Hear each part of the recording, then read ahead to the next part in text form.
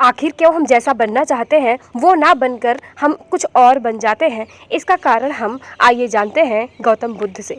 हर किसी का अपना एक लक्ष्य होता है कि उसे जीवन में क्या करना है और क्या बनना है, लेकिन जैसा आप बनना चाहते हैं वैसा नहीं बन पाते हैं। तो क्या आप जानते हैं इसका क्या कारण है? जीवन में हर व्यक्ति सफल बनना चाहता है, लेकिन सफल बनने के लिए आपको अच्छे विचारों को अपनाने की जरूरत है। गौतम बुद्ध के उपदेशों से आपके जीवन में सकारात्मक बदलाव आते हैं और इससे आपका जीवन बदल जाता है। यही कारण है कि बुद्ध के विचारों को सुखी जीवन का सूत्र कहा जाता है। सफल बनने के लिए हर व्यक्ति का अपना एक लक्ष्य पहले से ही निर्धारित होता है और वह उसी के अनुरूप काम करता है, लेकिन कई बार ऐसा होता है कि जो आप बनना चाहते हैं वैसा नहीं बन पाते हैं। कुछ लोग इसे लेकर यह मान लेते हैं कि शायद उनकी किस्मत में ही नहीं लिखा होगा, तो वहीं कुछ लोग अपनी किस्मत को खराब कहते हैं और कुछ लोग यह मानकर संतुष्ट हो जाते हैं कि शायद वह उसे डिजर्व नहीं करते थे, लेकिन इसका असली कारण कुछ और ही होता है। गौतम बुद्ध की इस कहानी से जानते हैं इसका क्या कारण होता है। एक बार गौतम बुद्ध को एक सभा में उपदेश देना था।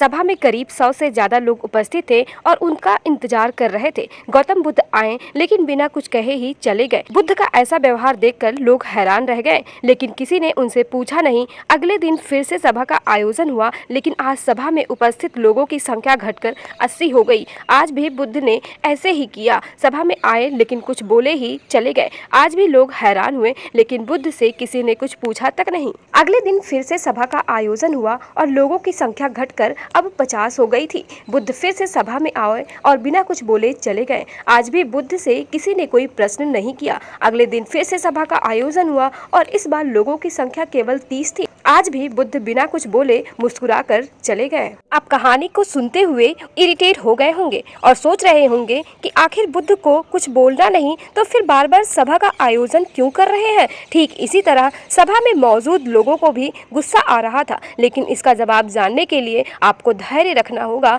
अगले दिन फिर से सभा का आयोजन हुआ और सभा में केवल 15 लोग ही उपस्थित रहे, लेकिन आज गौतम बुद्ध ने अपना स्थान ग्रहण कर लिया और उपदेश देने के लिए बैठ गए। बुद्ध ने जिन 15 लोगों को उपदेश दिए वे उनके भिक्षु बन गए और इन लोगों ने आगे चलकर बुद्ध के ज्ञान को अलग अलग दिशाओं में फैलाया। एक बार इन लोगों ने बुद्ध से प्रश्न किया कि सभा का आयोजन होने के बावजूद भी आप क्यों नहीं कई दिनों तक आए। बुद्ध ने उत्तर दिया, मैं उन लोगों की खोज में था जो लायक हो सभा के। पहले दिन 100 से भी ज्यादा लोग थे, लेकिन उनमें से ज्यादातर लोगों को मेरे उपदेश से कुछ मतलब नहीं था। इसके बाद जो लोग अगले दिन आए उन्हें भी मेरे उपदेश से कोई मतलब नहीं था। वो तो केवल इसलिए आए थे क्योंकि वो देखना चाहते थे आखिर सभा में क्या होता है। लेकिन मुझे ऐसे लोगों की तलाश थी जो मेरे ज्ञान को जन जन तक पहुंचाए। मैं कई दिनों तक इसीलिए बिना कुछ बोले चला गया, क्योंकि मैं यह देखना चाहता था कि आखिर वो कौन लोग हैं जो सच में मेरे उपदेश को सुनना चाहते हैं और जिन्हें वास्तव में ज्ञान पाने की प्यास थी।